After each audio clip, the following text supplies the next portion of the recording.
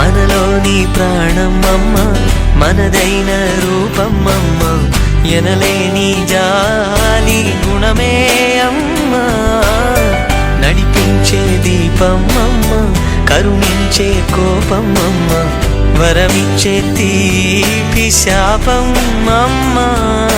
నాయాలి అమ్మగా అవుతుండగా జోలాలి పాడన కమ్మగా కమ్మగా.